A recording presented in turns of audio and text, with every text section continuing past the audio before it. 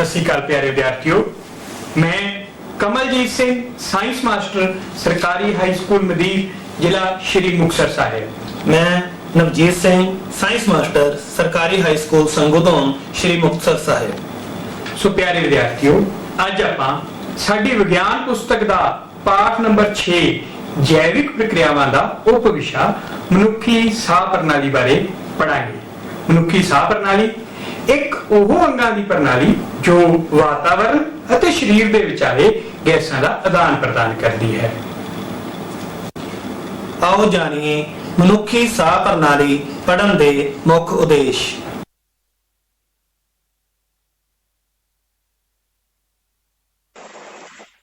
ਸਿੱਖਣ ਉਦੇਸ਼। ਸਾਹ ਲੈਣਾ ਅਤੇ ਸਾਹ ਕਿਰਿਆ ਵਿੱਚ ਅੰਤਰ। ਸਾਹ ਕਿਰਿਆ ਅਤੇ ਇਸ ਦੀਆਂ ਕਿਸਮਾਂ ਬਾਰੇ ਜਾਣਨਾ। ਸਾਹ ਪ੍ਰਣਾਲੀ ਦੀ ਰਚਨਾ ਅਤੇ ਇਸ ਦੀ ਕਾਰਜਵਿਧੀ ਬਾਰੇ ਸਮਝਣਾ। ਸਾਹ ਲੈਣ ਦੀ ਪ੍ਰਕਿਰਿਆ, ਮਨੁੱਖੀ ਸਰੀਰ ਅਤੇ ਵਾਤਾਵਰਣ ਵਿਚਾਲੇ ਗੈਸਾਂ ਦਾ ਆਦਾਨ ਪ੍ਰਦਾਨ ਬਾਰੇ ਜਾਣਨਾ।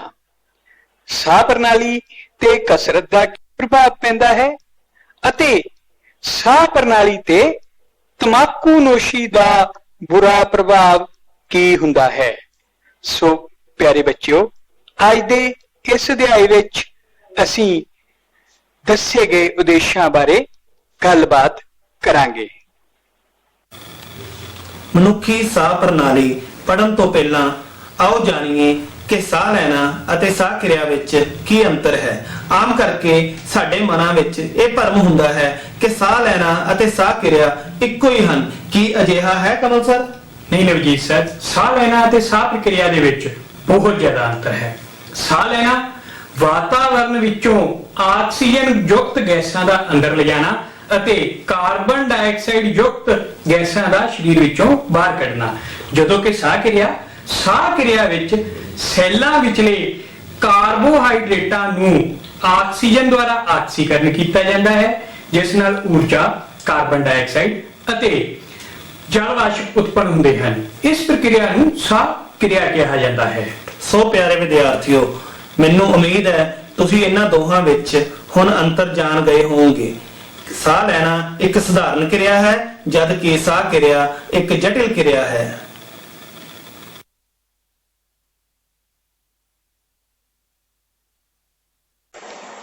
ਆਓ ਹੁਣ ਸਾਹ ਲੈਣਾ ਅਤੇ ਸਾਹ ਕਿਰਿਆ ਦੀ परिभाषा पढ़िए। साह लेना एक भौतिक क्रिया है जिस विच साडे शरीर दा वातावरण नाल ऑक्सीजन अते कार्बन डाइऑक्साइड वर्गियां गैसां दा वटांदरा हुंदा है। जदों कि साह किरिया जीवत सैलां विच होण वाली एक जैव रसायनिक क्रिया है जिस विच ਕਾਰਬੋਹਾਈਡਰੇਟਾਂ ਦੇ ਆਕਸੀਕਰਨ ਤੋਂ ਬਾਅਦ ਕਾਰਬਨ ਡਾਈਆਕਸਾਈਡ, ਪਾਣੀ ਅਤੇ ਊਰਜਾ ਉਤਪੰਨ ਹੁੰਦੀ ਹੈ। ਨਵਜੀਤ ਸਰ, ਕੀ ਸਾਹ ਕਿਰਿਆ ਦੀਆਂ ਵੀ ਅੱਗੋਂ ਕਿਸਮਾਂ ਹੁੰਦੀਆਂ ਹਨ? ਬਿਲਕੁਲ ਸਰ, ਸਾਹ ਕਿਰਿਆ ਦੀਆਂ ਵੀ ਅੱਗੇ ਦੋ ਕਿਸਮਾਂ ਹਨ, ਆਕਸੀ ਸਾਹ ਕਿਰਿਆ ਅਤੇ ਅਣਆਕਸੀ ਸਾਹ ਕਿਰਿਆ। ਆਕਸੀ ਸਾਹ ਕਿਰਿਆ ਉਹ ਸਾਹ ਕਿਰਿਆ ਹੁੰਦੀ ਹੈ ਜਿਸ ਵਿੱਚ ਆਕਸੀਜਨ ਵਰਤੀ ਜਾਂਦੀ ਹੈ, ਭਾਵ ਕਿ ਜਿਹੜੀ ਸਾਹ ਕਿਰਿਆ ਆਕਸੀਜਨ ਦੀ ਮੌਜੂਦਗੀ ਵਿੱਚ ਹੁੰਦੀ ਹੈ ਅਤੇ ਜਿੱਥੇ ਭੋਜਨ ਦਾ ਪੂਰਨ ਆਕਸੀਕਰਨ ਹੁੰਦਾ ਹੈ ਉਸ ਨੂੰ ਅਸੀਂ ਆਕਸੀ ਸਾਹ ਕਿਰਿਆ ਕਹਿੰਦੇ ਹਾਂ। ਇਸ ਵਿੱਚ ਉੱਚ ਕੋਟੀ ਦੇ ਜੀਵ ਜਿਵੇਂ ਮਨੁੱਖ, ਪੇੜ ਪੌਦੇ, ਪੰਛੀ ਆ ਜਾਂਦੇ ਹਨ। ਆਕਸੀ ਸਾਹ ਕਿਰਿਆ ਦੌਰਾਨ ਜਿਹੜੀ ਊਰਜਾ ਪੈਦਾ ਹੁੰਦੀ ਹੈ ਉਹ ATP ਰੂਪ ਦੇ ਵਿੱਚ ਜਮ੍ਹਾਂ ਹੋ ਜਾਂਦੀ ਹੈ। ਸਰ, ਇਹ ATP ਕੀ ਹੈ? ATP ਐਡੀਨੋਸਿਨ ਟ੍ਰਾਈਫਾਸਫੇਟ ਜਿਹੜੀ ਊਰਜਾ ਪੈਦਾ ਹੋਵੇਗੀ ਉਹ ਇਸ ਦੇ ਬੰਧਨਾਂ ਵਿੱਚ ਸਮਾ ਜਾਂਦੀ ਹੈ ਤੇ ਜਦੋਂ ਇਹ ਬੰਧਨ ਟੁੱਟਦੇ ਹਨ ਤਾਂ ਫਿਰ ਊਰਜਾ ਪੈਦਾ ਹੁੰਦੀ ਹੈ, ਜਿਸ ਨੂੰ ਅਸੀਂ ਵੱਖ-ਵੱਖ ਕਿਰਿਆਵਾਂ ਲਈ ਵਰਤ ਲੈਂਦੇ ਹਾਂ। ਨਵਜੀਤ ਸਰ, ਆਕਸੀ ਸਾਹ ਕਿਰਿਆ ਸੈੱਲ ਦੇ ਕਿਹੜੇ ਭਾਗ ਵਿੱਚ ਹੁੰਦੀ ਹੈ? ਬਹੁਤ ਹੀ ਵਧੀਆ ਪ੍ਰਸ਼ਨ ਹੈ ਸਰ। ਇਹ ਸੈੱਲ ਦੇ ਅੰਦਰ ਵੱਖ-ਵੱਖ ਪੜਾਵਾਂ ਵਿੱਚ ਹੁੰਦੀ ਹੈ। ਇਸ ਦਾ ਪਹਿਲਾ ਪੜਾਅ ਜਿਸ ਨੂੰ ਅਸੀਂ ਗਲਾਈਕੋਲਾਈਸਿਸ ਕਹਿੰਦੇ ਹਾਂ ਉਹ ਸਾਈਟੋਪਲਾਜ਼ਮ ਜਾਂ ਸੈੱਲ ਦਰੋ ਵਿੱਚ ਵਾਪਰਦਾ ਹੈ ਅਤੇ ਇਸ ਦਾ ਅਗਲਾ ਪੜਾਅ ਜਿਸ ਨੂੰ ਅਸੀਂ ਕ੍ਰੈਬ ਸਾਈਕਲ ਕਹਿੰਦੇ ਹਾਂ ਮਾਈਟੋਕੌਂਡਰੀਆ ਵਿੱਚ ਵਾਪਰਦਾ ਹੈ। ਸਾਹ ਕਿਰਿਆ ਦੀ ਅਗਲੀ ਕਿਸਮ ਅਨਾਕਸੀ ਸਾਹ ਕਿਰਿਆ ਹੈ। ਅਨਾਕਸੀ ਸਾਹ ਕਿਰਿਆ ਜਿਵੇਂ ਕਿ ਨਾਮ ਤੋਂ ਹੀ ਪਤਾ ਲੱਗਦਾ ਪਿਆ ਹੈ, ਉਹ ਸਾਹ ਕਿਰਿਆ ਜੋ ਆਕਸੀਜਨ ਦੀ ਅਣਹੋਂਦ ਵਿੱਚ ਹੋਵੇ। ਇਸ ਵਿੱਚ ਯਾਦ ਰੱਖਣਾ ਭੋਜਨ ਦਾ ਪੂਰਾ ਆਕਸੀਕਰਨ ਨਹੀਂ ਹੁੰਦਾ। ਇਹ ਕਿਰਿਆ ਆਮ ਤੌਰ ਤੇ ਨਿਮਨ ਕੋਟੀ ਜੀਵਾਂ ਜ਼ਿਆਦਾਤਰ ਇੱਕ ਸੈਲੀ ਜੀਵਾਂ ਵਿੱਚ ਹੁੰਦੀ ਹੈ, ਜਿਵੇਂ ਕਿ ਉੱਲੀਆਂ, ਕੁਝ ਜੀਵਾਣੂ, ਪ੍ਰੋਟੋਜ਼ੋਨ ਆਦਿ। ਅਨਾਕਸੀ ਸਾਹ ਕਿਰਿਆ ਸਮੇਂ ਸਰ ਕੀ ਪੈਦਾ ਹੁੰਦਾ ਹੈ? ਸਰ ਅਨਾਕਸੀ ਸਾਹ ਕਿਰਿਆ ਜੋ ਕਿ ਉੱਲੀਆਂ ਜਾਂ ਛੋਟੇ ਜੀਵਾਂ ਵਿੱਚ ਹੁੰਦੀ ਹੈ, ਉਸ ਵਿੱਚ ਗਲੂਕੋਜ਼ ਦਾ ਜਾਂ ਸਧਾਰਨ ਕਾਰਬੋਹਾਈਡਰੇਟਾਂ ਦਾ ਪੂਰਨ ਆਕਸੀਕਰਨ ਨਾ ਹੋਣ ਤੇ ਇਥਾਈਲ ਅਲਕੋਹਲ, ਕਾਰਬਨ ਡਾਈਆਕਸਾਈਡ ਅਤੇ 2 ATP ਊਰਜਾ ਉਤਪੰਨ ਹੁੰਦੀ ਹੈ। ਸਿਰਫ 2 ATP ਸਰ ਜਦੋਂ ਭੋਜਨ ਦਾ ਪੂਰਾ ਆਕਸੀਕਰਨ ਨਹੀਂ ਹੁੰਦਾ ਤਾਂ ਊਰਜਾ ਦੀ ਮਾਤਰਾ ਵੀ ਘੱਟ ਉਤਪੰਨ ਹੁੰਦੀ ਹੈ। ਇਹ ਕਿਰਿਆ ਸਿਰਫ ਤੇ ਸਿਰਫ ਸੈੱਲ ਦਰਵ ਭਾਵ ਸਾਈਟੋਪਲਾਜ਼ਮ ਵਿੱਚ ਹੀ ਵਾਪਰਦੀ ਹੈ, ਨਾ ਕਿ ਮਾਈਟੋਕੌਂਡਰੀਆ ਵਿੱਚ। ਸੋ ਪਿਆਰੇ ਵਿਦਿਆਰਥੀਓ, ਇੱਥੇ ਤੁਹਾਡੇ ਵਾਸਤੇ ਅਸੀਂ ਇੱਕ ਪ੍ਰਸ਼ਨ ਲੈ ਕੇ ਆਏ ਹਾਂ ਵੀ ਆਕਸੀ ਸਾਹ ਕਿਰਿਆ ਅਤੇ ਅਨਾਕਸੀ ਸਾਹ ਕਿਰਿਆ ਦਾ ਸਾਂਝਾ ਪੜਾਅ ਕਿਹੜਾ ਹੈ?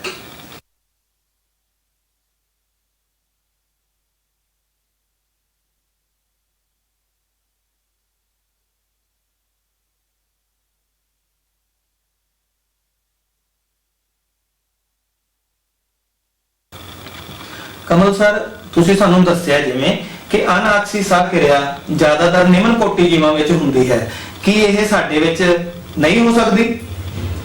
ਬਹੁਤ ਵਧੀਆ ਪ੍ਰਸ਼ਨ ਸਰ। ਵਿਦਿਆਰਥੀਓ, ਇੱਥੇ ਮੈਂ ਤੁਹਾਨੂੰ ਇਹ ਦੱਸਣਾ ਚਾਹਾਂਗਾ ਕਿ ਅਨਾਕਸੀ ਸਾਹ ਕਿਰਿਆ ਕੁਝ ਖਾਸ ਹਾਲਤਾਂ ਵਿੱਚ ਸਾਡੇ ਸਰੀਰ ਵਿੱਚ ਵੀ ਹੁੰਦੀ ਹੈ। ਕਦੋਂ ਹੁੰਦੀ ਹੈ? ਜਦੋਂ ਤੁਸੀਂ ਇੱਕਦਮ ਬਹੁਤ ਸਖਤ ਕਸਰਤ ਕਰਦੇ ਹੋ ਜਾਂ ਕੋਈ ਇੱਕਦਮ ਭਾਰੀ ਕੰਮ ਕਰਦੇ ਹੋ ਤਾਂ ਸਾਡੇ ਪੇਸ਼ੀ ਟਿਸ਼ੂ ਨੂੰ ਆਕਸੀਜਨ ਦੀ ਮਿਕਦਾਰ ਘਟ ਜਾਂਦੀ ਹੈ, ਘੱਟ ਮਿਲਦੀ ਹੈ, ਜਿਸ ਕਾਰਨ ਸਾਡੇ ਪੇਸ਼ੀ ਟਿਸ਼ੂ ਵਿੱਚ ਲੈਕਟਿਕ ਐਸਿਡ ਉਤਪੰਨ ਹੁੰਦਾ ਹੈ। ਤੁਸੀਂ ਸੁਣਿਆ ਹੀ ਹੋਣਾ ਹੈ, ਜਦੋਂ ਅਸੀਂ ਬਹੁਤ ਸਖਤ ਕੰਮ ਕਰਦੇ ਹਾਂ ਤਾਂ ਸਾਡੀਆਂ ਬਾਹਾਂ ਦੇ ਪੇਸ਼ੀ ਟਿਸ਼ੂ ਜਾਂ ਲੱਤਾਂ ਦੇ ਪੇਸ਼ੀ ਟਿਸ਼ੂ ਵਿੱਚ ਦਰਦ ਹੋਣ ਲੱਗ ਜਾਂਦਾ ਹੈ। ਇਸ ਨੂੰ ਮਸਕੂਲਰ ਫਟੀਗ ਜਾਂ ਮਾਸਪੇਸ਼ੀਆਂ ਦਾ ਥੱਕਣਾ ਕਿਹਾ ਜਾਂਦਾ ਹੈ। ਇਸ ਦਾ ਕਾਰਨ ਅਨਾਕਸੀ ਸਾਹ ਕਿਰਿਆ ਹੀ ਹੈ, ਜਿਸ ਦੇ ਕਾਰਨ ਸਾਡੇ ਇਹਨਾਂ ਟਿਸ਼ੂਆਂ ਵਿੱਚ ਲੈਕਟਿਕ ਐਸਿਡ ਉਤਪੰਨ ਹੁੰਦਾ ਹੈ ਅਤੇ ਇਹੀ ਸਾਡੇ ਦਰਦ ਦਾ ਕਾਰਨ ਬਣਦਾ ਹੈ। ਪਿਆਰੇ ਬੱਚਿਓ, ਆਓ ਇੱਕ ਵਾਰੀ ਫੇਰ ਆਕਸੀ ਸਾਹ ਕਿਰਿਆ ਅਤੇ ਅਨਾਕਸੀ ਸਾਹ ਕਿਰਿਆ ਵਿੱਚ ਅੰਤਰ ਸਪਸ਼ਟ ਕਰੀਏ। ਆਕਸੀ ਸਾਹ ਕਿਰਿਆ ਉਹ ਸਾਹ ਕਿਰਿਆ ਜੋ ਆਕਸੀਜਨ ਦੀ ਹੋਂਦ ਵਿੱਚ ਹੁੰਦੀ ਹੈ, ਜਦੋਂ ਕਿ ਅਨਾਕਸੀ ਸਾਹ ਕਿਰਿਆ ਆਕਸੀਜਨ ਦੀ ਅਣਹੋਂਦ ਵਿੱਚ ਹੁੰਦੀ ਹੈ। ਬੱਚਿਓ, ਆਕਸੀ ਸਾਹ ਕਿਰਿਆ ਵਿੱਚ ਕਾਰਬੋਹਾਈਡਰੇਟਾਂ ਦਾ ਪੂਰਨ ਰੂਪ ਵਿੱਚ ਆਕਸੀਕਰਨ ਹੁੰਦਾ ਹੈ, ਜਦੋਂ ਕਿ ਅਨਾਕਸੀ ਸਾਹ ਕਿਰਿਆ ਵਿੱਚ ਕਾਰਬੋਹਾਈਡਰੇਟਾਂ ਦਾ ਪੂਰਨ ਰੂਪ ਵਿੱਚ ਆਕਸੀਕਰਨ ਨਹੀਂ ਹੁੰਦਾ। ਆਕਸੀ ਸਾਹ ਕਿਰਿਆ ਇਹ ਸਾਹ ਕਿਰਿਆ ਵੱਡੇ ਜੀਵਾਂ ਵਿੱਚ ਹੁੰਦੀ ਹੈ, ਜਿਵੇਂ ਕਿ ਮਨੁੱਖ, ਪੰਛੀ ਜਾਂ ਵੱਡੇ ਪੌਦੇ ਆਦਿ।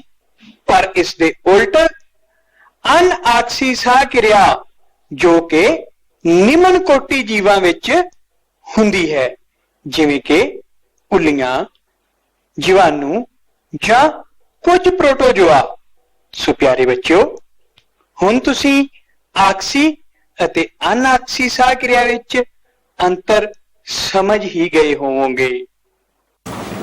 ਆਓ ਵਿਦਿਆਰਥੀਓ, ਹੁਣ ਅਸੀਂ ਮਨੁੱਖੀ ਸਾਹ ਪ੍ਰਣਾਲੀ ਬਾਰੇ ਵਿਸਥਾਰਪੂਰਵਕ ਪੜ੍ਹਦੇ ਹਾਂ। ਮਨੁੱਖੀ ਸਾਹ ਪ੍ਰਣਾਲੀ ਦੇ ਮੁੱਖ ਅੰਗ ਹਨ। ਬੱਚਿਓ, ਸਾਹ ਪ੍ਰਣਾਲੀ ਬਾਰੇ ਪੜ੍ਹਨ ਤੋਂ ਪਹਿਲਾਂ ਆਓ ਵੇਖੀਏ ਕਿ ਸਾਹ ਪ੍ਰਣਾਲੀ ਦੇ ਮੁੱਖ ਅੰਗ ਸਾਡੇ ਸਰੀਰ ਵਿੱਚ ਕਿੱਥੇ-ਕਿੱਥੇ ਸਥਿਤ ਹਨ। ਸੋ ਸਾਰਿਆਂ ਤੋਂ ਪਹਿਲਾ ਅੰਗ ਨੱਕ, ਜਿੱਥੋਂ ਸਾਡੀ ਸਾਹ ਪ੍ਰਣਾਲੀ ਦੀ ਸ਼ੁਰੂਆਤ ਹੁੰਦੀ ਹੈ। ਇਸ ਤੋਂ ਅਗਲਾ ਅੰਗ ਹੈ ਸੰਘ, ਜਿਸ ਨੂੰ ਇੰਗਲਿਸ਼ ਵਿੱਚ ਫੇਰਿੰਕਸ ਵੀ ਕਿਹਾ ਜਾਂਦਾ ਹੈ। ਇਸ ਤੋਂ ਬਾਅਦ ਕੰਠ, ਜਿਸ ਨੂੰ ਅਸੀਂ ਲੇਰਿੰਕਸ ਕਹਿੰਦੇ ਹਾਂ, ਅਤੇ ਲੇਰਿੰਕਸ ਤੋਂ ਬਾਅਦ ਇੱਕ ਲੰਬੀ ਸਾਹ ਨਾਲੀ ਹੁੰਦੀ ਹੈ, ਜਿਸ ਨੂੰ ਇੰਗਲਿਸ਼ ਵਿੱਚ ਟ੍ਰੈਕੀਆ ਕਿਹਾ ਜਾਂਦਾ ਹੈ। ਟ੍ਰੈਕੀਆ ਤੋਂ ਬਾਅਦ ਇਹ ਨਾਲੀ ਦੋ ਭਾਗਾਂ ਵਿੱਚ ਵੰਡੀ ਜਾਂਦੀ ਹੈ, ਜਿਨ੍ਹਾਂ ਨੂੰ ਬ੍ਰੋਂਕਾਈ ਕਹਿੰਦੇ ਹਾਂ। ਅਤੇ ਬ੍ਰੋਂਕਾਈ ਤੋਂ ਬਾਅਦ ਸਾਡੇ ਸਾਹ ਪ੍ਰਣਾਲੀ ਦੇ ਮੁੱਖ ਅੰਗ ਫੇਫੜੇ ਹੁੰਦੇ ਹਨ, ਖੱਬਾ ਫੇਫੜਾ ਅਤੇ ਸੱਜਾ ਫੇਫੜਾ। ਇਹਨਾਂ ਫੇਫੜਿਆਂ ਤੋਂ ਬਾਅਦ ਹੇਠਾਂ ਵਾਲਾ ਅੰਗ, ਜਿਸ ਨੂੰ ਡਾਇਆਫ੍ਰਮ ਕਿਹਾ ਜਾਂਦਾ ਹੈ, ਅਤੇ ਇਸ ਨੂੰ ਪੰਜਾਬੀ ਵਿੱਚ ਪੇਟ ਪਰਦਾ ਵੀ ਕਹਿੰਦੇ ਹਨ। ਤੁਸੀਂ ਵੇਖਿਆ ਸਾਡੀ ਸਾਹ ਪ੍ਰਣਾਲੀ ਦਾ ਪਹਿਲਾ ਅੰਗ ਨੱਕ ਹੈ। ਇਹ ਉਹ ਅੰਗ ਹੈ ਜਿਸ ਰਾਹੀਂ ਅਸੀਂ ਵਾਤਾਵਰਣ ਵਿੱਚ ਰਹੀਆਂ ਗੈਸਾਂ ਦਾ ਆਦਾਨ ਪ੍ਰਦਾਨ ਕਰਦੇ ਹਾਂ। ਕਮਲ ਸਰ, ਆਮ ਕਰਕੇ ਕਿਹਾ ਜਾਂਦਾ ਹੈ ਕਿ ਸਾਨੂੰ ਨੱਕ ਰਾਹੀਂ ਸਾਹ ਲੈਣਾ ਚਾਹੀਦਾ ਹੈ, ਨਾ ਕਿ ਮੂੰਹ ਨਾਲ। ਅਜਿਹਾ ਕਿਉਂ? ਸਰ, ਸਾਨੂੰ ਨੱਕ ਰਾਹੀਂ ਹੀ ਸਾਹ ਲੈਣਾ ਚਾਹੀਦਾ ਹੈ, ਕਿਉਂਕਿ ਨੱਕ ਰਾਹੀਂ ਸਾਹ ਲੈਣ ਦੇ ਬਹੁਤ ਸਾਰੇ ਫਾਇਦੇ ਹਨ। ਜਿਵੇਂ ਕਿ ਜਦੋਂ ਅਸੀਂ ਸਾਹ ਲੈਂਦੇ ਹਾਂ ਤਾਂ ਸਾਡੇ ਨੱਕ ਵਿੱਚ ਛੋਟੇ-ਛੋਟੇ ਵਾਲ ਮੌਜੂਦ ਹੁੰਦੇ ਹਨ। ਉਹ ਸਾਡੇ ਨੱਕ ਰਾਹੀਂ ਲਈ ਗਈ ਹਵਾ ਵਿੱਚੋਂ ਧੂੜ ਮਿੱਟੀ ਦੇ ਕਣਾਂ ਨੂੰ ਰੋਕ ਦਿੰਦੇ ਹਨ, ਤਾਂ ਜੋ ਸਾਡੇ ਫੇਫੜਿਆਂ ਵਿੱਚ ਨਾ ਜਾ ਸਕੇ। ਦੂਸਰਾ, ਸਾਡੇ ਨੱਕ ਵਿੱਚ ਲੇਸਦਾਰ ਝਿੱਲੀ ਹੁੰਦੀ ਹੈ, ਜਿਸ ਨੂੰ ਮਿਊਸੀਲੇਸ ਮੈਂਬਰੇਨ ਕਹਿੰਦੇ ਹਾਂ। ਇਸ ਦਾ ਸਭ ਤੋਂ ਵੱਡਾ ਕੰਮ ਸਾਡੇ ਸਰੀਰ ਅੰਦਰ ਜਾਣ ਵਾਲੇ ਸੂਖਮ ਜੀਵਾਂ ਨੂੰ ਰੋਕਣਾ, ਕਿਉਂਕਿ ਜੇ ਇਹ ਸੂਖਮ ਜੀਵ ਸਾਡੀ ਸਾਹ ਪ੍ਰਣਾਲੀ ਵਿੱਚ ਚਲੇ ਜਾਣਗੇ ਤਾਂ ਸਾਨੂੰ ਬਹੁਤ ਸਾਰੇ ਰੋਗ ਹੋ ਸਕਦੇ ਹਨ। ਇਸ ਤੋਂ ਇਲਾਵਾ ਬੱਚਿਓ, ਤੁਸੀਂ ਵੇਖਿਆ ਹੋਣਾ ਹੈ ਕਿ ਜੇਕਰ ਅਸੀਂ ਛੋਟੇ ਜਿਹੇ ਸ਼ੀਸ਼ੇ ਦੇ ਟੁਕੜੇ ਉੱਪਰ ਸਾਹ ਛੱਡਦੇ ਹਾਂ ਤਾਂ ਬਹੁਤ ਸਾਰੇ ਜਲ ਵਾਸ਼ਪ ਆ ਜਾਂਦੇ ਹਨ। ਇਹਨਾਂ ਜਲ ਵਾਸ਼ਪਾਂ ਦਾ ਸਾਡੇ ਫੇਫੜਿਆਂ ਵਿੱਚ ਹੋਣਾ ਬਹੁਤ ਜ਼ਰੂਰੀ ਹੈ। ਇਸੇ ਤਰ੍ਹਾਂ ਲਈ ਸਾਡੀ ਜਿਹੜੀ ਲੇਸਦਾਰ ਝਿੱਲੀ ਹੈ, ਅੰਦਰ ਜਾਣ ਵਾਲੇ ਸਾਹ ਵਿੱਚ ਜਲ ਵਾਸ਼ਪ ਪਾ ਦਿੰਦੀ ਹੈ, ਤਾਂ ਜੋ ਬਾਹਰ ਵਾਲੀ ਖੁਸ਼ਕ ਹਵਾ ਨਮੀ ਯੁਕਤ ਹੋ ਕੇ ਸਾਡੇ ਫੇਫੜਿਆਂ ਵਿੱਚ ਜਾਵੇ। ਸੋ ਵਿਦਿਆਰਥੀਓ, ਤੁਸੀਂ ਜਾਣ ਹੀ ਲਿਆ ਹੋਵੇਗਾ ਕਿ ਸਾਨੂੰ ਨੱਕ ਰਾਹੀਂ ਸਾਹ ਕਿਉਂ ਲੈਣਾ ਚਾਹੀਦਾ ਹੈ। ਪਿਆਰੇ ਬੱਚਿਓ, ਸਾਡੀ ਸਾਹ ਪ੍ਰਣਾਲੀ ਦਾ ਅਗਲਾ ਅੰਗ ਸੰਘ ਹੈ, ਜਿਸ ਨੂੰ ਆਪਾਂ ਇੰਗਲਿਸ਼ ਵਿੱਚ ਫੇਰਿੰਕਸ ਵੀ ਕਹਿੰਦੇ ਹਾਂ। ਇਹ ਅੰਗ ਭੋਜਨ ਨਾਲੀ ਅਤੇ ਸਾਹ ਨਾਲੀ ਦਾ ਇੱਕ ਸਾਂਝਾ ਰਸਤਾ ਹੈ। ਸਰ, ਇਸ ਦਾ ਮਤਲਬ ਤਾਂ ਇਹ ਹੋਇਆ ਕਿ ਜਦੋਂ ਅਸੀਂ ਭੋਜਨ ਖਾਂਦੇ ਆ ਤਾਂ ਇਹ ਫਿਰ ਸਾਹ ਨਾਲੀ ਵਿੱਚ ਵੀ ਜਾ ਸਕਦਾ ਹੈ। ਸਰ, ਆਮ ਤੌਰ ਤੇ ਅਜਿਹਾ ਨਹੀਂ ਹੁੰਦਾ, ਕਾਰਨ ਕਿ ਸਾਡੀ ਸਾਹ ਨਾਲੀ ਵਿੱਚ ਇੱਕ ਕੰਢੀ ਟੱਕਰ ਹੁੰਦਾ ਹੈ, ਜਿਸ ਨੂੰ ਆਪਾਂ ਐਪੀਗਲੋਟਿਸ ਵੀ ਕਹਿੰਦੇ ਹਾਂ। ਜਦੋਂ ਅਸੀਂ ਖਾਣਾ ਖਾਂਦੇ ਹਾਂ ਤਾਂ ਐਪੀਗਲੋਟਿਸ ਬਹੁਤ ਥੋੜੇ ਸਮੇਂ ਲਈ ਸਾਡੀ ਸਾਹ ਨਾਲੀ ਨੂੰ ਬੰਦ ਕਰ ਦਿੰਦਾ ਹੈ ਅਤੇ ਜਿਹੜਾ ਭੋਜਨ ਹੈ ਉਹ ਭੋਜਨ ਨਾਲੀ ਦੇ ਵਿੱਚ ਹੀ ਜਾਂਦਾ ਹੈ।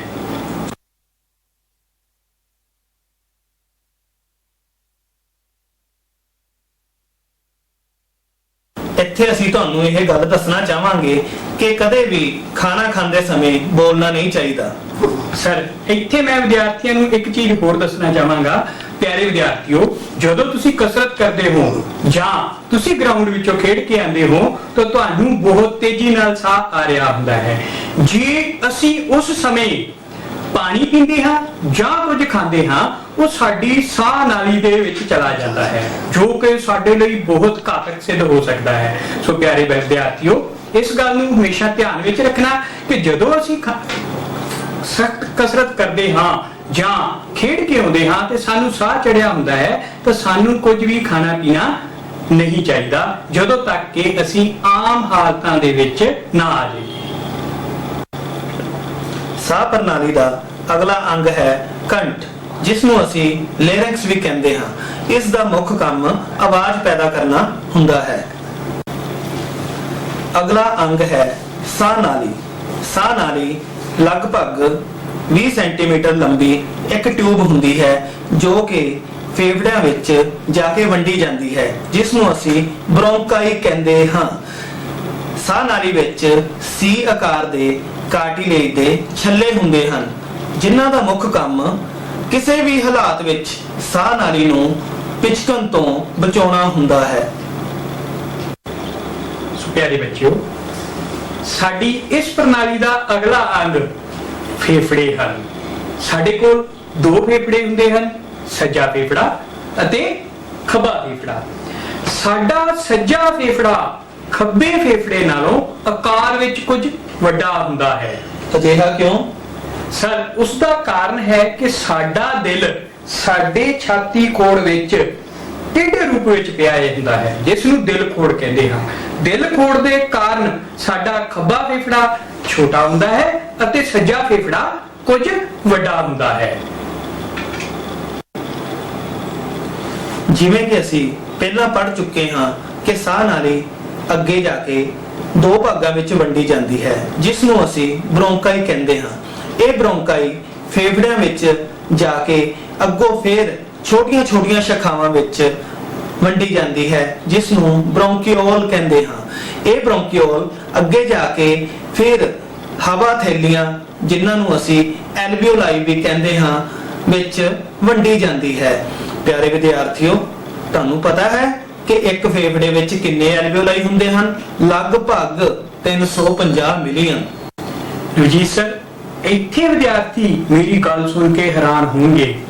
ਜਿਹੜੀਆਂ ਇਹ ਗੁਬਾਰੇ ਵਰਗੀਆਂ ਐਲਵੀਓਲਾਈ ਹੁੰਦੀਆਂ ਹਨ, ਜੇਕਰ ਇਹਨਾਂ ਦੀ ਸਾਰੀ ਸਤ੍ਹਾ ਨੂੰ ਜੋੜ ਦਿੱਤਾ ਜਾਵੇ ਤਾਂ ਲਗਭਗ 80 ਵਰਗ ਮੀਟਰ ਹੁੰਦੀ ਹੈ, ਜੋ ਕਿ ਇੱਕ ਟੈਨਿਸ ਕੋਰਟ ਦੇ ਖੇਤਰਫਲ ਦੇ ਬਰਾਬਰ ਹੈ। ਸੋ ਪਿਆਰੇ ਵਿਦਿਆਰਥੀਓ, ਤੁਹਾਨੂੰ ਇੱਥੇ ਜਾਣ ਕੇ ਇੱਕ ਹੋਰ ਹੈਰਾਨੀ ਹੋਵੇਗੀ ਕਿ ਕੁਦਰਤ ਨੇ ਐਡਾ ਵੱਡਾ ਖੇਤਰਫਲ ਸਾਡੇ ਫੇਫੜਿਆਂ ਵਿੱਚ ਕਿਉਂ ਦਿੱਤਾ? ਕਿਉਂਕਿ ਜਿੰਨਾ ਜ਼ਿਆਦਾ ਖੇਤਰਫਲ ਹੋਵੇਗਾ, ਉਨੀ ਹੀ ਜ਼ਿਆਦਾ ਗੈਸਾਂ ਦਾ ਆਦਾਨ ਪ੍ਰਦਾਨ ਹੋਵੇਗਾ। ਸੋ ਵਿਦਿਆਰਥੀਓ, ਤੁਸੀਂ ਐਲਵੀਓਲਾਈ ਬਾਰੇ ਜਾਣਿਆ। ਐਲਵੀਓਲਾਈ ਗੁਬਾਰੇ ਰੂਪੀ ਰਚਨਾਵਾਂ ਹਨ, ਜਿਨ੍ਹਾਂ ਦੀ ਸਤ੍ਹਾ ਬਹੁਤ ਪਤਲੀ ਹੁੰਦੀ ਹੈ। ਇਹਨਾਂ ਦੇ ਆਲੇ ਦੁਆਲੇ ਲਹੂ ਕੇਸ਼ਿਕਾਵਾਂ ਦਾ ਇੱਕ ਵਿਸਤ੍ਰਿਤ ਜਾਲ ਹੁੰਦਾ ਹੈ, ਜੋ ਕਿ ਕਾਰਬਨ ਡਾਈਆਕਸਾਈਡ ਅਤੇ ਆਕਸੀਜਨ ਦਾ ਆਦਾਨ ਪ੍ਰਦਾਨ ਬੜੀ ਤੇਜ਼ੀ ਨਾਲ ਅਤੇ ਆਸਾਨੀ ਨਾਲ ਕਰਨ ਵਿੱਚ ਸਹਾਇਤਾ ਕਰਦੇ ਹਨ। ਐਲਵੀਓਲਾਈ ਤੋਂ ਆਕਸੀਜਨ ਲਹੂ ਵਿੱਚ ਅਤੇ ਲਹੂ ਵਿਚਲੀ ਕਾਰਬਨ ਡਾਈਆਕਸਾਈਡ ਐਲਵੀਓਲਾਈ ਵਿੱਚ ਆਦਾਨ ਪ੍ਰਦਾਨ ਹੁੰਦੀ ਰਹਿੰਦੀ ਹੈ। ਪਿਆਰੇ ਵਿਦਿਆਰਥੀਓ, ਸਾਡੇ ਲਹੂ ਵਿੱਚ ਹੀਮੋਗਲੋਬਿਨ ਨਾਮਕ ਇੱਕ ਵਰਣਕ ਹੁੰਦਾ ਹੈ, ਜੋ ਐਲਵੀਓਲਾਈ ਤੋਂ ਆਕਸੀਜਨ ਪ੍ਰਾਪਤ ਕਰਕੇ ਖੂਨ ਵਿਚਲੀ ਆਕਸੀਜਨ ਨੂੰ ਸਰੀਰ ਦੇ ਵੱਖ-ਵੱਖ ਭਾਗਾਂ ਤੱਕ ਲੈ ਕੇ ਜਾਂਦਾ ਹੈ। ਸਰ, ਜੇ ਹੀਮੋਗਲੋਬਿਨ ਨਾ ਹੋਵੇ ਤਾਂ ਫਿਰ ਆਕਸੀਜਨ ਵੱਖ-ਵੱਖ ਭਾਗਾਂ 'ਚ ਨਹੀਂ ਪਹੁੰਚ ਸਕਦੀ। ਸਰ, ਬਹੁਤ ਵਧੀਆ ਪ੍ਰਸ਼ਨ ਹੈ ਤੁਹਾਡਾ। ਬੱਚੇ, ਜੇ ਸਾਡੇ ਸਰੀਰ ਵਿੱਚ ਲਹੂ ਵਿੱਚ ਇਹ ਵਰਣਕ ਨਾ ਹੁੰਦਾ ਤਾਂ ਫੇਫੜਿਆਂ ਤੋਂ ਪੈਰਾਂ ਤੱਕ ਆਕਸੀਜਨ ਦਾ ਇੱਕ ਅਣੂ, ਜੋ ਕਿ ਪ੍ਰਸਰਣ ਵਿਧੀ ਰਾਹੀਂ ਜਾਣਾ ਸੀ, ਉਸ ਲਈ ਲਗਭਗ 3 ਸਾਲ ਦਾ ਸਮਾਂ ਲੱਗਦਾ।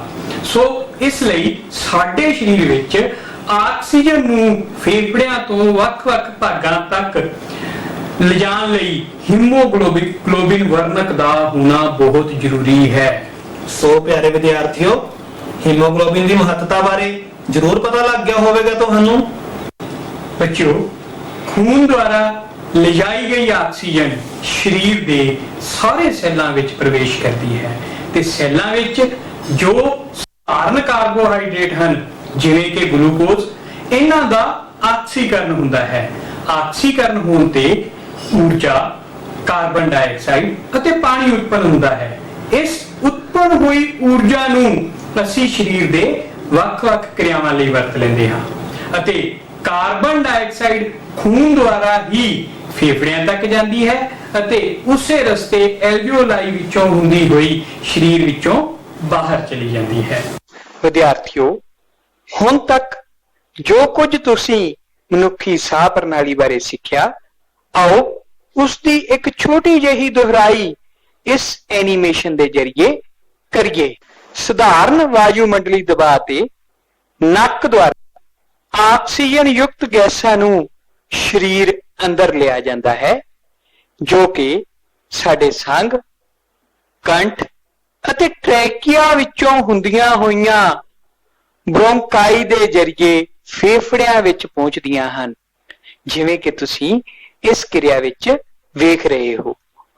ਉਸ ਤੋਂ ਬਾਅਦ ਇਹ ਗੈਸਾਂ ਸਾਡੇ ਫੇਫੜਿਆਂ ਵਿੱਚ ਛੋਟੀਆਂ-ਛੋਟੀਆਂ ਮਹੀਨ ਟਿਊਬਾਂ ਵਿੱਚ ਚਲੀਆਂ ਜਾਂਦੀਆਂ ਹਨ ਅਤੇ ਇਹਨਾਂ ਦੀ ਅੰਤਲੀ ਟਿਊਬ ਨੂੰ ਐਲਵੀਓਲਰ ਡਕਟ ਕਿਹਾ ਜਾਂਦਾ ਹੈ, ਜਿਸ ਉੱਪਰ ਇੱਕ ਗੁਬਾਰੇ ਵਰਗੀ ਰਚਨਾ, ਜਿਸ ਨੂੰ ਕਿ ਅਸੀਂ ਐਲਵੀਓਲਾਈ ਕਹਿੰਦੇ ਹਾਂ।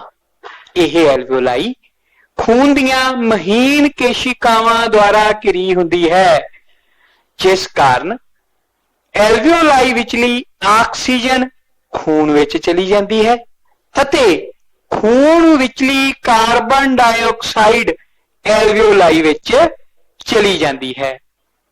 ਖੂਨ ਵਿੱਚ ਗਈ ਹੋਈ ਆਕਸੀਜਨ ਹੀਮੋਗਲੋਬਿਨ ਦੁਆਰਾ ਸਰੀਰ ਦੇ ਸਾਰੇ ਭਾਗਾਂ ਤੱਕ ਪਹੁੰਚ ਜਾਂਦੀ ਹੈ। ਇਸ ਤਰੀਕੇ ਵਾਯੂਮੰਡਲ ਤੋਂ ਸਾਡੇ ਸਰੀਰ ਵਿੱਚ ਆਕਸੀਜਨ ਪਹੁੰਚਦੀ ਹੈ ਅਤੇ ਕਾਰਬਨ ਡਾਈਆਕਸਾਈਡ ਉਸੇ ਰਸਤੇ ਸਾਡੇ ਸਰੀਰ ਵਿੱਚੋਂ ਬਾਹਰ ਚਲੀ ਜਾਂਦੀ ਹੈ। ਸੋ ਪਿਆਰੇ ਵਿਦਿਆਰਥੀਓ, ਤੁਸੀਂ ਹੁਣ ਤੱਕ ਮਨੁੱਖੀ ਸਾਹ ਪ੍ਰਣਾਲੀ ਬਾਰੇ ਸਮਝ ਚੁੱਕੇ ਹੋਵੋਗੇ। ਆਓ ਆਪਾਂ ਹੁਣ ਅਗਲੇ ਉਪ ਵਿਸ਼ੇ ਬਾਰੇ ਗੱਲਬਾਤ ਕਰੀਏ। ਜਿਵੇਂ ਕਿ ਅਸੀਂ ਸਾਹ ਪ੍ਰਣਾਲੀ ਬਾਰੇ ਪੜ੍ਹਿਆ, ਆਓ ਹੁਣ ਸਾਹ ਲੈਣ ਦੀ ਪ੍ਰਕਿਰਿਆ ਬਾਰੇ ਜਾਣੀਏ। ਸਾਹ ਲੈਣ ਦੀ ਪ੍ਰਕਿਰਿਆ ਵਾਯੂਮੰਡਲ ਵਿੱਚੋਂ ਆਕਸੀਜਨ ਯੁਕਤ ਗੈਸਾਂ ਦਾ ਅੰਦਰ ਲਿਜਾਣਾ ਅਤੇ ਫਾਲਤੂ ਗੈਸਾਂ ਦਾ ਸਰੀਰ ਵਿੱਚੋਂ ਬਾਹਰ ਕੱਢਣਾ ਸਾਹ ਲੈਣਾ ਅਖਵਾਉਂਦਾ ਹੈ। ਤਾਂ ਆਓ ਹੁਣ ਇੱਕ ਕਿਰਿਆ ਕਰੀਏ। ਤੁਸੀਂ ਵੀ ਮੇਰੇ ਵਰਗਨ ਛਾਤੀ ਤੇ ਹੱਥ ਰੱਖ ਕੇ ਇੱਕ ਡੂੰਘਾ ਸਾਹ ਲਓ। ਜਦੋਂ ਤੁਸੀਂ ਇੱਕ ਡੂੰਘਾ ਸਾਹ ਲੈਂਦੇ ਹੋ ਤਾਂ ਤੁਸੀਂ ਇਹ ਚੀਜ਼ ਨੋਟ ਕੀਤੀ ਹੋਣੀ ਹੈ ਕਿ ਸਾਡੀਆਂ ਪਸਲੀਆਂ ਉੱਪਰ ਵੱਲ ਅਤੇ ਬਾਹਰ ਵੱਲ ਨੂੰ ਨਿਕਲਦੀਆਂ ਹਨ ਤੇ ਸਾਡੇ ਅੰਦਰ ਪੇਟ ਪਰਦਾ ਚਪਟਾ ਹੋ ਜਾਂਦਾ ਹੈ। ਇਸ ਦੇ ਚਪਟਾ ਹੋਣ ਤੇ ਛਾਤੀ ਖੋੜ ਵਿਚਲਾ ਆਇਤਨ ਵੱਧ ਜਾਂਦਾ ਹੈ। ਸਾਨੂੰ ਪਤਾ ਹੀ ਹੈ ਆਇਤਨ ਵਧਣ ਤੇ ਹਵਾ ਦਾ ਦਬਾਅ ਘਟਦਾ ਹੈ, ਜਿਸ ਕਾਰਨ ਵਾਯੂਮੰਡਲੀ ਹਵਾ ਨੱਕ ਵਿੱਚੋਂ ਹੁੰਦੀ ਹੋਈ ਸਾਡੇ ਫੇਫੜਿਆਂ ਵਿੱਚ ਪਹੁੰਚ ਜਾਂਦੀ ਹੈ। ਤੋਂ ਇਸ ਪ੍ਰਕਿਰਿਆ ਨੂੰ ਸਾਹ ਦਾ ਅੰਦਰ ਲੈਣਾ ਕਿਹਾ ਜਾਂਦਾ ਹੈ। ਸੋ ਪਿਆਰੇ ਵਿਦਿਆਰਥੀਓ, ਤੁਸੀਂ ਸਮਝਿਆ ਕਿ ਸਰ ਨੇ ਦੱਸਿਆ ਆਪਾਂ ਨੂੰ ਕਿ ਸਾਹ ਲੈਣ ਵੇਲੇ ਅਸੀਂ ਕੀ ਕਰਦੇ ਹਾਂ।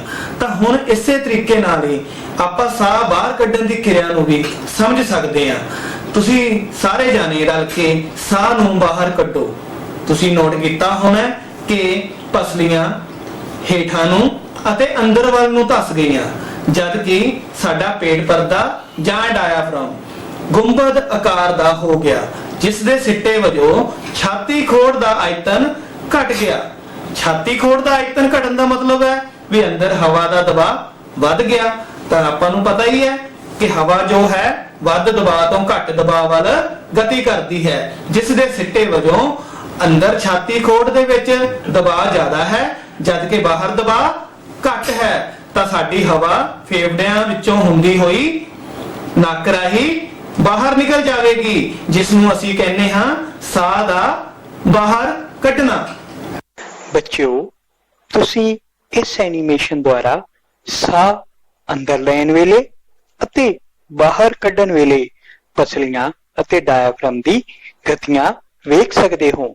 ਸਾਹ ਅੰਦਰ ਲੈਣ ਸਮੇਂ ਪਸਲੀਆਂ ਬਾਹਰ ਵੱਲ ਅਤੇ ਉੱਪਰ ਵੱਲ ਹੋ ਜਾਂਦੀਆਂ ਹਨ ਅਤੇ ਡਾਇਆਫ੍ਰਾਮ ਬਿਲਕੁਲ ਚਪਟਾ ਹੋ ਜਾਂਦਾ ਹੈ, ਜਦੋਂ ਕਿ ਸਾਹ ਬਾਹਰ ਕੱਢਣ ਸਮੇਂ ਪਸਲੀਆਂ ਥੱਲੇ ਵੱਲ ਅਤੇ ਅੰਦਰ ਵੱਲ ਹੋ ਜਾਂਦੀਆਂ ਹਨ ਅਤੇ ਡਾਇਆਫ੍ਰਾਮ ਗੁੰਬਦ ਵਰਗਾ ਹੋ ਜਾਂਦਾ ਹੈ।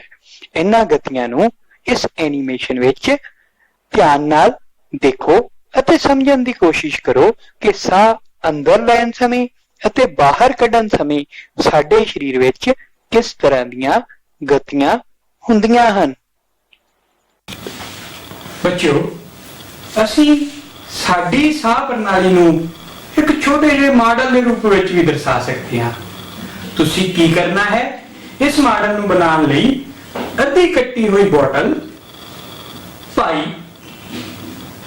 2 ਗੁਬਾਰੇ, ਇੱਕ ਵੱਡਾ ਗੁਬਾਰਾ, ਇਹਨਾਂ ਚੀਜ਼ਾਂ ਨੂੰ ਲੈ ਕੇ ਉੱਪਰ ਦਿੱਤੇ ਕਾਰਕ ਵਿੱਚ ਇੱਕ ਛੋਟਾ ਜਿਹਾ ਸੁਰਾਖ ਕਰਕੇ ਪਾਈਪ ਨੂੰ ਵਿੱਚੋਂ ਲੰਘਾ ਦੇਣਾ ਹੈ ਅਤੇ ਇਸ ਪਾਈਪ ਦੇ ਅਗਲੇ ਸਿਰਿਆਂ ਨਾਲ ਗੁਬਾਰੇ ਜੋੜ ਦੇਣੇ ਹਨ, ਜਿਵੇਂ ਕਿ ਤੁਸੀਂ ਮਾਡਲ ਵਿੱਚ ਵੇਖ ਰਹੇ ਹੋ, ਅਤੇ ਇਸ ਦੇ ਹੇਠਲੇ ਪਾਸੇ ਤੁਸੀਂ ਇੱਕ ਵੱਡਾ ਗੁਬਾਰਾ ਕੱਟ ਕੇ ਲਗਾ ਦੇਣਾ ਹੈ।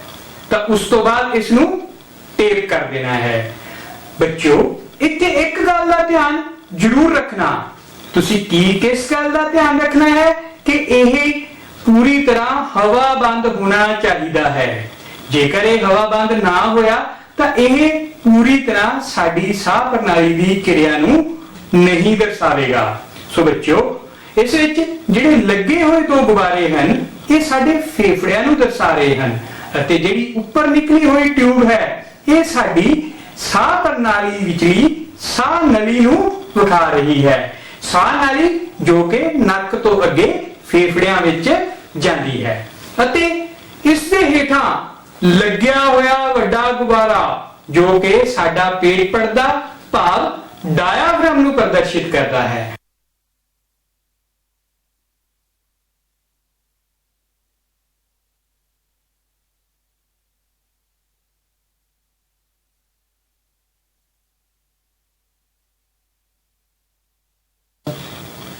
ਸੋ ਬੱਚਿਓ, ਹੁਣ ਮੈਂ ਨਵਜੀਤ ਸਰ ਨੂੰ ਕਹਾਂਗਾ ਕਿ ਇਸ ਬਣੇ ਹੋਏ ਮਨੁੱਖੀ ਸਾਹ ਪ੍ਰਣਾਲੀ ਦੇ ਮਾਡਲ ਨੂੰ ਬੱਚਿਆਂ ਨੂੰ ਵਿਸਥਾਰ ਸਹਿਤ ਦੱਸਣ।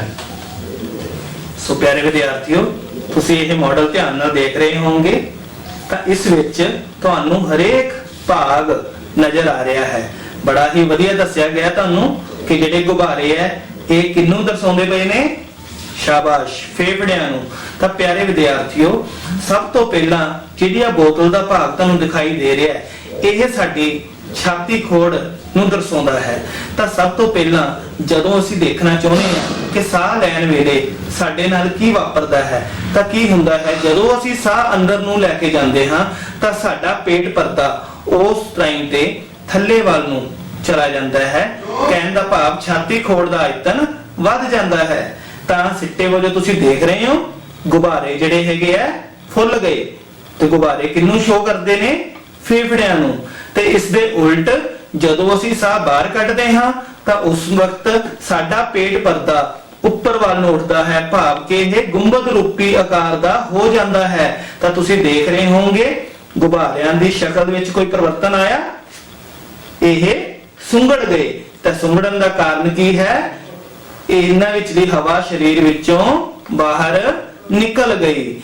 ਸੋ ਉਮੀਦ ਹੈ ਕਿ ਤੁਸੀਂ ਇਹ ਮਾਡਲ ਨੂੰ ਚੰਗੀ ਤਰ੍ਹਾਂ ਸਮਝ ਲਿਆ ਹੋਵੇਗਾ। ਹੁਣ ਇਹ ਮਾਡਲ ਤੁਸੀਂ ਸਾਰਿਆਂ ਨੇ ਆਪਦਾ ਤਿਆਰ ਕਰਨਾ ਹੈ ਅਤੇ ਆਪਦੇ ਸੰਗੀ ਸਾਥੀਆਂ ਨੂੰ ਇਸ ਦੇ ਬਾਰੇ ਚੰਗੀ ਤਰ੍ਹਾਂ ਜਾਣੂ ਕਰਾਉਣਾ ਹੈ।